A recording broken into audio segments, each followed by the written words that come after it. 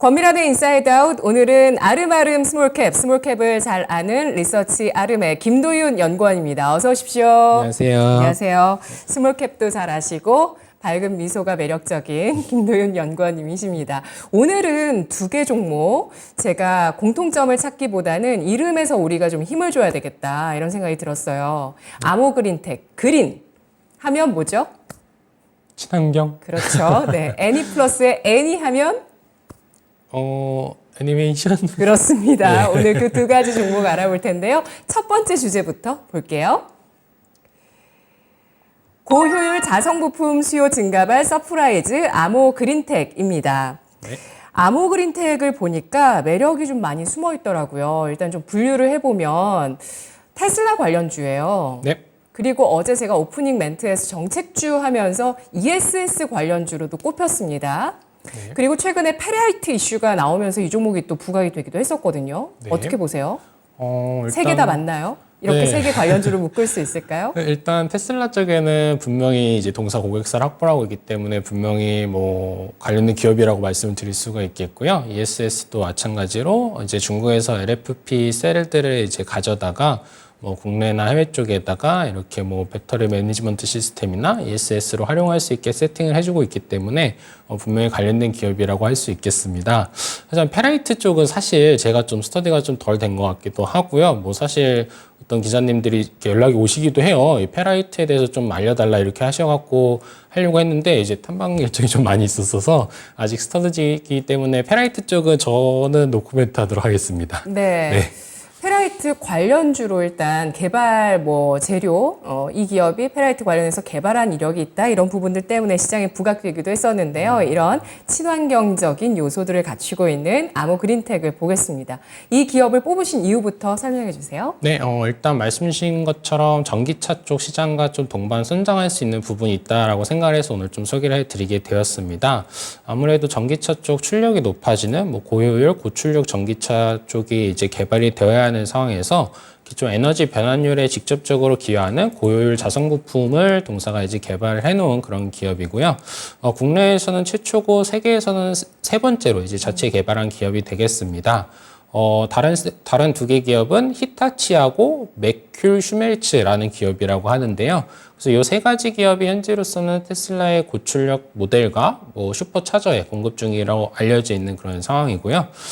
테슬라의 해당 부품을 납품 중이기 때문에 당연스럽게도 뭐 리비안이나 GM, 다른 전기차 주요 업체로도 매출을 확대할 수 있는 그런 상황이고 결국에는 시장과 동반 성장할 수 있는 기업, 성장하는 산업 내에서 주요 기업을 고객사로 확보한 기업들을 계속해서 말씀드리고 있는데요. 이렇게 산업의 성장과 궤를 함께 할 수 있는 기업이라는 점에서 오늘 소개를 해드리게 되었습니다. 네, 고효율 자성 소재를 써야 되는 이유는 뭘까요? 네, 이게 아무래도 전기차든 뭐 친환경 에너지 이게 뭐 발전소든 어쨌든 이제 에너지를 배터리에 충전을 시키고 충전된 에너지를 이제 사용되어야 하는 뭐 모터나 이런 쪽으로 보내주게 되는 과정이 발생을 하는데요. 그 과정에서 필요한 전력이나 전압 종류로 이제 전환이 일어나게 되는데 그럴 때 이제 효율성을 얼마나 가져가느냐가 중요한 요소라고 합니다. 그런 점에서 이런 자성 모터, 이런 소재들이 활용이 된다고 하네요. 네.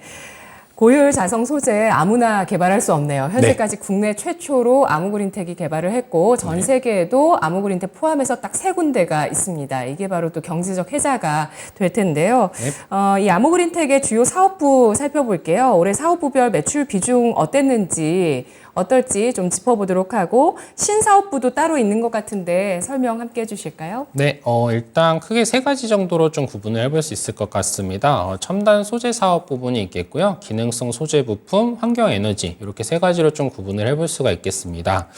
첨단 소재 사업부 같은 경우에는 대표적인 게 이제 앞서 말씀드렸던 고효율 자성 부품.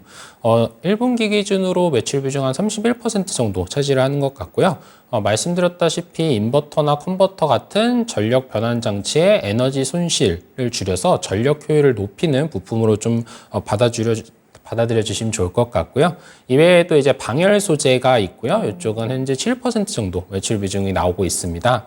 그리고 나노 멤브레인이라고 저희 휴대폰 요즘은 이제 샤워할 때 사실 이제 들고 가서 카톡 하셔도 될 정도로 방수 기능이 상당히 좋은데요. 이런 방수 쪽으로 좀 사용되는 소재다. 이렇게 좀 봐주시면 되겠고요. 기능성 소재 부품 같은 경우에는 이제 그룹 내 계열사인 아모테 쪽에 무선 충전 모듈용 FPCB, 기판으로 봐주시면 되겠고요. 이쪽이 한 11% 정도 나온 것 같습니다. 그리고 환경에너지, 앞서 말씀드렸던 ESS, 그쪽 쪽으로 좀 봐주시면 되겠고요. 사실 올해 사업부별 매출 저희 추정치 기준으로는 이제 첨단 소재 쪽이 66%, 기능성 소재 부품이 11%, 친환경 에너지 23%로 추정을 해놓은 그런 상황이고요. 신규 사업 부문 쪽은 이제 사업 보고서에 들어가 보시면 사실 상세히 설명을 해 놓으셨더라고요. 그래서 네. 5가지 정도 사업 부문이 있는데 일단 추가적인 방열 소재 쪽 개발을 하고 있는 것으로 보여지고요. 방막 필름, 플렉스블 배터리, 그리고 수처리 필터 모듈 등으로 저희가 좀 확인을 해볼 수 있는 그런 상황이었습니다. 이쪽 부분은 점차 조금 더 구체화되고 실적 붙게 될수록 저희가 좀 더 말씀을 드리면 좋을 것 같습니다. 네, 고효율 자성 소재, 방열 소재까지 포함해서 60% 넘는 비중을 차지하고 있습니다. 그리고 ESS 관련해서 20%대, 또 그 밖에도 FPCB 쪽에는 소재인가요, 부품인가요? 소재 기판으로 봐주시면 좋을 것 같습니다. 기판, 네, FPCB 기판 부품, 쪽에 네. 생산을 하고 있는 부품 쪽 네. 담당하고 있다고 설명을 해주셨는데요. 2019년에 아무그린텍이 기술 특례로 상장이 된 이후에 오랜 기간 동안 기존의 FPCB 사업부의 낮은 수익성 그리고 신사업 매출 발생이 지연되면서 이익률 자체가 낮게 유지가 되어 왔습니다. 그렇지만 지난해를 기점으로 해서 FPCB 사업이 축소가 되고 신사업 매출이 급격하게 높아지면서 또 실적 성장을 높게 보였는데요.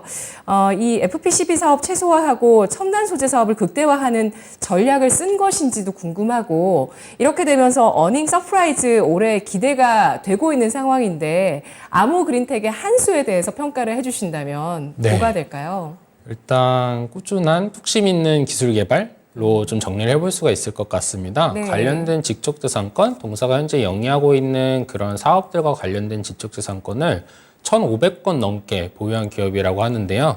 제가 봤던 기업들 치고도 사실 지적재산권이 상당히 많은 것 같습니다.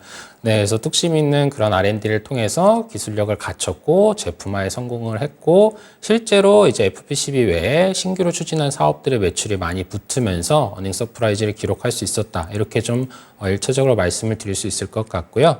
구체적으로 좀 더 말씀을 드려보면 일단 1차적으로는 고효율 자성 소재 매출액이 증가한 부분이 있습니다. 네. 아무래도 주요 고객사 테슬라 전기차 판매량 증가에 기인한 것으로 보이고요. 고효율 자성 소재 매출액을 따로 한번 이제 저희가 보게 되면은 2020년도에 한 252억 원, 21년도에 374억 원, 그리고 지난해에 한 480억 원을 기록을 했습니다. 시장 커지는 만큼 저희 매출액도 커지는 부분 확인되는 점 상당히 긍정적이라고 저희가 볼 수 있겠고요. 이외에도 앞서 중요하다고 말씀을 해주셨던 ESS 부분의 매출액이 또 상당히 크게 증가를 하고 있습니다. 네. 20년도에 100억 원에서 21년도 155억 원, 지난해는 300억 원까지 와. 지난해는 50%, 지지난해는 50%. 네, 맞아요. 고성장이네요. 네, 그 다음에는 지난해- 2배. 맞습니다. 네. 그래서 이쪽 부분도 상당히 좀 빠르게 증가를 하고 있다. 이렇게 좀 말씀을 드릴 수가 있겠고요. 결과적으로는 전기차나 신재생 에너지 같이 성장성이 담보된 그런 산업들을 전방 시장으로 두고 있는 게 동사가 네. 결국에는 성장할 수 있는 부분이 아닌가. 이렇게 좀 생각을 해볼 수가 있겠습니다.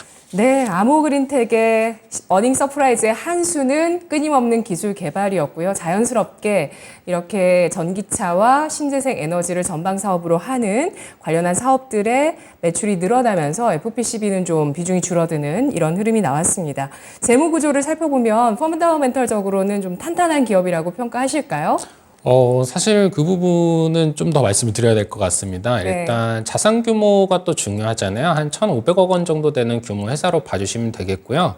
근데 당장은 부채가 한 900억 원 정도로 확인이 되고 자본이 600억 원 정도로 확인이 됐습니다.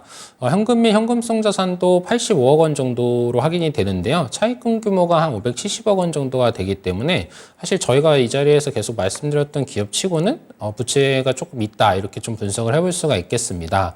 아무래도 1,500여 건 지적재산권 확보하는 과정에서 투자가 많이 필요했다. 그리고 아무래도 제조업이기 때문에 이 제조시설들 갖추는데 투자를 선제적으로 좀 집행을 했다. 저희가 이렇게 좀 분석을 해볼 수가 있겠고요.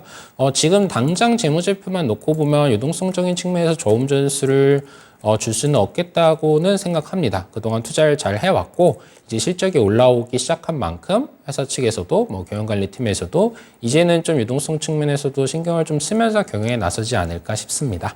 네, 기술 개발에 좀 현금이 많이 쓰였다고 추정을 할 수가 있는데 앞으로 만약에 증설을 하게 된다거나 했을 때도 좀 이런 현금 여력이 뒷받침이 돼야 되는데 이런 부분들은 조금 살펴봐야 될 것 같습니다. 업황 분석해 보겠습니다. 탑다운의 분석인데요. 전 세계적으로 고효율, 고출력 전기차들이 증가하게 되면서 이 고효율 자동 부품에 대한 수요가 꾸준하게 급격하게 증가를 하고 있는데 전 세계적인 시장 규모를 좀 파악해 보고요. 전망까지 살펴보고 또 올해 테슬라와 리비안 쪽의 전기차 생산 능력 확대 계획 이런 것들이 있는지도 살펴볼까요? 네, 일단 시장 규모가 다행히 나와 있는 게 있어서 말씀을 드리자면은 글로벌 자선코어 시장 규모는 21년도 약 8억 달러에서 2025년도 약 16억 달러로 한 4년, 5년 정도 동안 2배 정도 시장하는 그런 성장하는 시장으로 저희가 볼 수가 있겠고요. 배경은 당연히 전기차가 될 것 같습니다.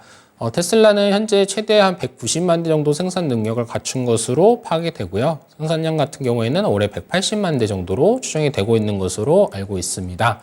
내년도는 한 250만 대 정도로 추정이 되고 있는 상황으로 알고 있고요. 향후에도 다만 이제 단연간 연평균 한 50% 이상씩 생산량 확대를 계획하고 있는 것으로 알려져 있습니다. 고금리 상황이나 이런 것들을 감안을 해봐야겠지만 앞으로 가장 좀 생산량, 출하량 기준으로 빠르게 성장할 기업이라는 점에는 의문이 없는 것 같고요. 리비안 같은 경우에는 지난해 한 2.5만 대 정도 생산을 했다고 하고요. 올해는 약 6만 대 정도가 목표로 알려져 있습니다. 테슬라도 올해 이제 사이버 트럭을 좀 출시할 예정으로 알려져 있고요. 테슬라에 비해서 물량은 좀 적지만 리비안 같은 경우에는 트럭 전문 쪽으로 고출력 쪽으로 좀 많이 신경을 쓰고 있는 것으로 알고 있습니다. 아무래도 이 자선코어 쪽, 이 자선 부분도 이렇게 좀 크기가 커질수록 단가가 높아지는 그런 경향이 있기 때문에 이런 부분에서 저희가 좀 더 기대를 해볼 수도 있겠고요. 고출력이 필요하게 되면은 탑재되는 숫자가 늘어날 수도 있겠고요. 이렇게 좀 볼 수 있을 것 같습니다. 네, 리비안도 지난해 대비해서 올해 생산 계획이 크게 늘어나고요. 2.5만 대에서 6만 대, 그리고 테슬라 같은 경우도 올해 180만 대에서 내년 250만 대 생산 계획을 갖고 있는 만큼 전방 산업의 수요는 좋습니다. 미래 그림을 좀 더 그려보려면 신규 사업도 좀 알아봐야 될 것 같은데요. 아까 그 사업 보고서에서 굉장히 구체적으로 설명이 돼 있다고 말씀해 주신 그 신규 사업 가운데서 페이스트 필름 쪽을 보겠습니다. 이 기술이 앞으로 기대 요소 될 수 있을까요? 네, 요게 사실 이제 관련된 전시회나 이런 쪽에서 좀 출품을 했던 그런 부품이더라고요. 양산화도 이미 가능하다 정도로도 인터뷰가 되어 있는 것을 저희가 확인을 할 수 있는 정도인데요. 네. 일단 페이스트라는 단어보다는 저희는 이제 용도에 한번 집중을 해 보겠습니다. 최근에 SiC 전력반도체 쪽에서 조금 더 뉴스들이 나오고 있는데요. 해당 전력반도체에서 이제 납이 사용이 됐었다면은 이제 ESG 쪽과 관련해서 요 납을 좀 대체할 수 있는 친환경 소재 쪽 필름으로 개발이 됐다고 저희가 볼 수 있겠습니다. 네, 친환경이네요, 이것도. 네, 그런데 이게 아무래도 SiC 전력 반도체는 이제 열에 좀 강한 그 소재들이 사용이 되어야 하는데요. 납을 좀 대신할 수 있는 소재로 좀 개발이 되었고 이쪽 부분으로 좀 향후 추가 매출원을 좀 확인을 해볼 수 있기를 기대해 보면 좋을 것 같습니다. 그리고 이제 ESS 쪽에서 좀 그 매출액이 좀 커졌던 부분들 조금 더 말씀을 드리고 싶은데요. 가장 컸던 부분은 이제 통신사 쪽에서 이제 백업 전원 장치 쪽으로 좀 납품이 되고 있고요. 중계기 쪽에 이제 전원이 나가게 되면 저희 핸드폰 통신이 끊기는 그런 사태가 발생을 하는데, 그런 비상전력 쪽으로 좀 이제 대응을 해가는 그런 상황에서 수요가 증가했다 이렇게 볼 수가 있겠고요. 조금 재밌게 봤던 부분은 이제 그 광산에서 사용되는 이 기관차가 기존에 디젤이 사용됐다라면은 이쪽에서 전기차 쪽으로 또 좀 대체를 하고 있다고 합니다. 그래서 이쪽에서 좀 수요가 붙고 있는 점이 재미있었고요. 말씀드렸다시피 페이스트 필름 쪽 매출 발생하는 거 규모 얼마나 될지 같이 확인을 해봐 주시면 좋을 것 같고 ESS 쪽 성장세 올해도 유지될 수 있을지 꾸준히 팔로우 필요하겠습니다. 네, 오늘 뭐 구체적으로 다루진 않지만 나노 멤브레인 같은 경우도 기술 개발을 하고 있고 이제 네. 상용화 앞으로 되느냐에 따라서 이쪽은 또 수소 관련한 쪽이어서요. 그렇죠? 예. 계속 지켜보도록 하겠습니다. 투자 포인트 4가지로 정리하면서 주가 전망 알아볼까요? 네, 일단 세계에서 3번째로 개발한 고효율 자석 부품이라는 확실한 아이템을 갖고 있다는 점입니다. 네. 기존의 내연기관 자동차 쪽 관련 부품 기업들 고민이 상당히 많았고 지금도 많은 걸로 알고 있습니다. 아무래도 전기차 쪽에 들어가게 되면 부품 수가 한 20에서 30% 줄어들기 때문에 전기차 쪽의 부품을 확보하지 못하면은 사실 이제 앞으로 기업의 존속을 좀 걱정해야 될 정도의 상황에 놓이기 때문에 전기차 쪽에서 이렇게 확실한 아이템을 가지고 있다는 게 우선 큰 투자 포인트가 되겠고요. 다음으로는 항상 좀 말씀드리는 산업 내 가장 주요한 플레이어 테슬라를 고객사로 확보해서 레퍼런스를 확보했다는 점, 결국에는 산업의 성장과 동반 성장할 수 있는 기업이라는 점 2번째로 말씀을 드릴 수가 있겠고요. 3번째 ESS 사업의 성장 굉장히 빠르게 확대되고 있다는 점 한 가지 더 말씀을 드릴 수가 있겠고요. 마지막으로 페이스트 필름이나 사업 보고서에서 밝히고 있는 다른 5가지 신사업 부분 쪽 매출 추가로 붙을 수 있겠다라는 점 말씀드리면서 정리할 수 있을 것 같습니다. 적정 주가는 올해 예상 EPS 1147원에 타겟퍼 23배 적용한 26,500원으로 저희는 제시를 해놓은 그런 상황입니다. 네, 현재 아무그린텍 주가는 0.4% 상승한 16,450원에 거래되고 있습니다. 첫 번째 기업이었고요. 두 번째 기업 주제 보겠습니다. 일본 애니메이션 매니아 급성장 수혜주 애니플러스. 저는 신문 보다가 트렌드 다루는 기사 정말 관심 있게, 재밌으니까 관심 있게 보는데요. 그 가운데서 하이볼을 마시고 J-팝을 떼창하고 일본 애니메이션을 보면서 일본으로 여행을 가는 이런 문화가 20년 만에 돌아왔다 이런 얘기가 있었어요. 네. 그러니까 노제팬이라는 운동이 있기도 했지만 이제 다시 Z세대를 중심으로 J-웨이브 2.0이 도래했다 이런 얘기들이 요즘 나오던데요. 그런 관련주입니다. 오늘 애니플러스가 스즈메의 문단속, 더 퍼스트 슬램덩크 이런 상반기 극장가를 강타했었던 일본 애니메이션 관련주라고요. 네, 그런 일본 애니메이션들을 이제 수입을 해와서 뭐 유통하는 이런 기업으로 볼 수 있겠습니다. 네, 어떤 이유로 이 기업에 관심을 갖게 되셨어요? 네, 일단 올해 4월에 이제 경쟁사이자 2위 업체인 애니맥스 인수를 결정했다는 소식이 전해졌습니다. 해당 기업 같은 경우에는 국내에서 이제 귀멸의 칼날 IP를 보유하고 있다고 하는데요. 이렇게 좀 IP들을 추가로 확보했고 또 2위 기업을 인수한 만큼 시너지 효과도 기대해 볼 수 있겠고 또 최근에 앵커님 말씀해 주신 것처럼 문화적인 부분에서도 어떻게 보면 수혜를 볼 수 있는 환경들이 갖춰지고 있다는 그런 생각 때문에 오늘 좀 소개를 한번 드려보게 되었습니다. 네, 애니플러스는 1위 기업인가요? 맞습니다. 네, 1위가 2위를 꿀꺽 네. 예, 했습니다. 인수 결정 관심 있게 보시면서 이 기업에 대해서 주목하셨다는데요. 지난해 말 그리고 올해 초부터 계속해서 지난해 말부터 해서 지금 올해 초까지 게임 시장에서 핫했던 키워드가 서브컬처라고 합니다. 어떤 개념인지 좀 알아보고요. 서브컬처가 부흥한 이유, 대표적인 예시를 통해서 말씀해 주시면 우리가 왜 애니플러스를 보는지 알 수 있겠죠? 네. 네. 일단 뭐 블루 아카이브, 뭐 말씀 주셨던 슬램덩크 이런 것들을 저희가 서브컬처라고 볼 수가 있겠는데요. 사실 사전적으로 봤을 때는 어떤 사회의 전체적인 문화 그리고 또는 그런 주요한 문화에 대비되는 개념으로 정의가 되어 있었는데요. 제가 보기에는 조금 저희한테는 좀 와닿지 않는 개념인 것 같고요. 저희가 보기에는 이렇게 블루 아카이브나 해리포터, 슬램덩크 등 이런 사전적인 개념보다는 이렇게 매니아층이 있는 IP로 좀 받아들이면 어떨까 싶습니다. 결국에는 이 매니아층이 있다는 것은 음식이나 옷, 카드 같이 다양한 재화로 활용해서 이제 기업 입장에서는 제공을 할 수 있겠다는 그런 관점으로 볼 수가 있겠고요. 소비자들 입장에서도 사실 행복하죠. 이렇게 좀 좋아하는 IP와 관련된 많은 아이템들이 나올수록 소비자들 입장에서는 취미 시간을 좀 더 재밌게 보낼 수 있겠다. 이런 쪽으로 좀 볼 수가 있겠고요. 또 이런 공유되는 어떤 아이템들을 가지고 커뮤니티를 형성할 수 있다는 점도 상당히 매력적으로 보입니다. 앞으로는 뭐 사람들의 외로움을 해결해 줄 수 있는 산업이 부각될 거다. 뭐 이런 코멘트들도 최근에 종종 보여지고 있는데요.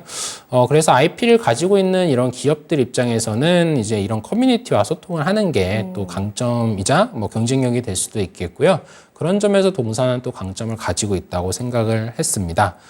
구체적으로는 이제 국내 제작사가 개발했던 서브컬처 게임 블루 아카이브 같은 경우가 이제 글로벌 누적 매출 2억 4천만 달러를 달성하기도 했었는데요.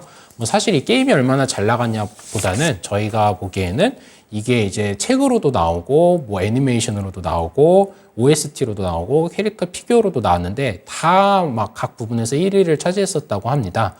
결국에는 이 IP가 활용될 수 있는 가능성을 이런 서브컬처 쪽에서 저희가 볼 수 있다고 분석을 해볼 수가 있겠고요.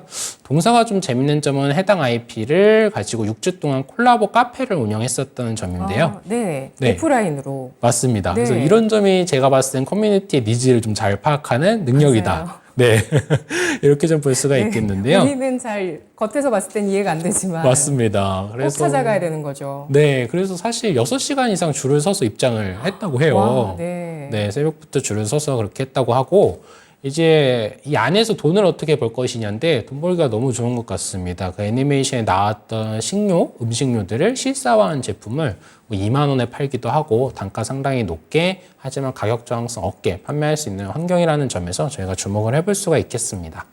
네, 애니플러스는 2004년에 설립된 애니메이션 콘텐츠 배급 기업인데요. 그동안 여러 회사들을 인수하고 또 사업 다각화를 하면서 강력한 IP를 확보하는 그런 움직임을 보였습니다. 네. 콘텐츠 종합 기업이 되고 있는데요. 추이들 살펴볼까요? 네, 일단은 기본적으로는 말씀 주신 것처럼 이제 반영권을 가져와서 판매하는 기업으로 시작을 했고요. M&A 진행 과정 대표적인 것들, 지난해부터 있었던 것들 간략히 말씀을 드려보면요. 일단 지난해 이제 OTT, 애니메이션을 좀 전문적으로 유통하는 OTT 업체를 인수를 했습니다. 그러면서 글로벌 애니메이션 시장 공략에 좀 나설 계획이고요. 지분은 콜옵션 포함해서 한 70% 정도로 인수를 한 것 같고요. 그러면서 해외 매출 비중도 이제 21년도에 한 15% 정도에서 지난해 19%까지 증가를 했습니다. 월 이용에 9,900원에서 14,900원 정도라고 하고요. 이용자 25만 명 이상이라고 합니다. 지난해 8월에는 이제 종합 굿즈 전문 기업을 인수를 했는데요. 네. 가지고 있는 IP를 가지고 1차적으로 유통을 하고 인기를 얻으면 그것에 기반해서 굿즈를 판매하는 전략 구성해 가는 것으로 저희가 볼 수가 있겠고요. 해당 기업 같은 경우에는 BTS 같은 K-팝 스타의 굿즈도 팔았고 뭐 알라딘, 카카오 프렌즈, 라이엇 게임즈 등 국내 협력사들의 IP 관련된 상품을 판매하고 있다고 합니다. 상품 제작 업체를 인수해서 IP의 활용도를 높이겠다는 전략으로 보여지고요. 마지막으로 이제 지난 4월에 앞서 말씀드렸던 2위 기업 애니맥스 브로드캐스팅 코리아 이 회사의 지분 100%를 인수 발표를 했기 때문에 앞으로 이런 부분에서 저희가 시너지를 한번 기대해 볼 수 있겠습니다. 네, 재무 구조에는 어떤 특징이 있을까요? 네, 자산 기준으로 한 1,470억 원 정도 되는 회사가 되겠고요. 부채가 한 600억 원 정도입니다. 근데 보시다 보면 조금 의아하신 부분도 있으실 수 있으신데요. M&A를 많이 진행한 회사다 보니 무형자산이 한 700억 정도 잡혀 있습니다.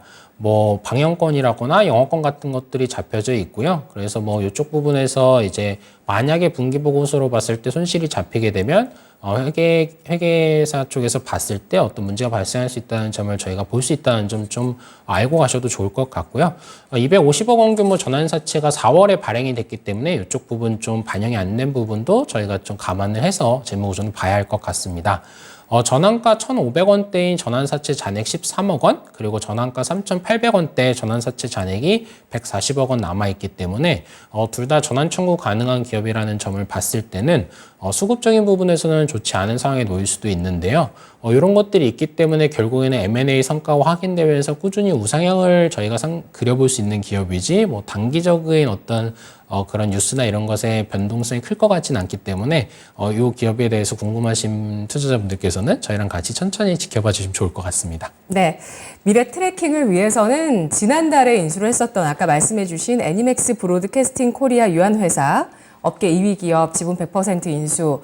이 효과를 잘 또 체크를 해봐야 될 텐데요. 귀멸의 칼날이라는 신규 IP를 확보를 하게 되는데 네. 기대 효과가 어디까지일 거라고 보실까요? 네, 일단 현 시점에서 숫자적으로 볼 수 있는 부분은 매출 한 200억 원 정도를 저희가 좀 기대해 볼 수 있겠습니다. 외형 네, 성장은 연간? 네, 연간이요. 외형 성장은 그 정도로 좀 볼 수가 있겠고요.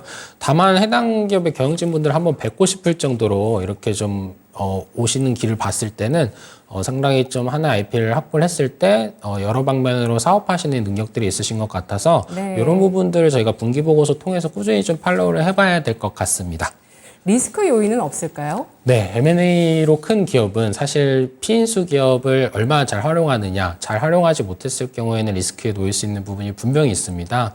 저희가 이렇게 뭐 자격증 같은 거 공부할 때도 사실 피인수 기업이 유리하지 인수하는 기업이 유리하다고 하지 않는다는 그런 개념이 많이 이제 적시되어 있는데요. 이런 부분들을 이제 경영진들이 어떻게 풀어갈지, 결국에는 인수한 기업들을 어떻게 활용할지, 잘 활용하지 못하면 리스크가 될 수 있습니다. 승자의 저주가 될 가능성도 있다고 보시는 거예요? 개념적으로는 그런데요. 사실 동사 같은 경우에는 이제 기존에 아무래도 갖춰놓은 그런 뭐 IP를 가져왔을 때 사업하는 거를 이미 갖춰놨기 때문에 그런 부분에서 리스크가 상대적으로 좀 적은 것 같긴 하지만 굳이 또 저희가 리스크를 말씀을 드려야 한다면은 그런 네. 부분을 말씀드려야 한다고 말씀드려봤습니다. 네. 그 애니메이션 매니아의 힘 그리고 키덜트 문화의 수혜주이기도 합니다. 그런 원소스 멀티유즈가 다 가능한 그런 굿즈까지 생산할 수 있는 그런 기업을 인수합병하면서 갖춰나가고 있는데요. 애니플러스 투자 포인트 4가지 정리해 볼까요? 네, 일단 애니메이션, 뭐 진격의 거인, 귀멸의 칼날 등 성인들의 이런 관심도가 증가하고 있다는 점 저희가 충분히 확인을 해볼 수가 있겠고요. 현재까지는 이용자들의 니즈를 잘 파악해서 돈을 버는 능력을 경영진이 가지고 있는 모습으로 보인다는 점 두 번째 투자 포인트로 잡을 수 있겠고요. 이제 애니맥스 인수 후에 애니메이션 전문 OTT 업체와 굿즈 전문 기업과의 시너지 기대해 볼 수 있다는 점 들어볼 수 있겠고요. 이 업체 인수하면서 이제 애니메이션을 사올 때 전체 신작의 80에서 90%를 가져오는 그런 기업이 됐기 때문에 아무래도 좀 바잉 파워가 좀 생길 수 있다는 점까지도 저희가 한번 고려를 해볼 수가 있겠습니다. 적정 주가는 올해 예상 희석 EPS 285원에 타겟표 25배 적용해서 7,150원으로 산정해 놓은 상황입니다. 네, 현재 애니플러스는 지난해 10월부터 이어갔던 상승 추세의 하단에 놓이면서 4,030원에 거래되고 있습니다. 분석 잘 들었습니다. 감사합니다. 고맙습니다.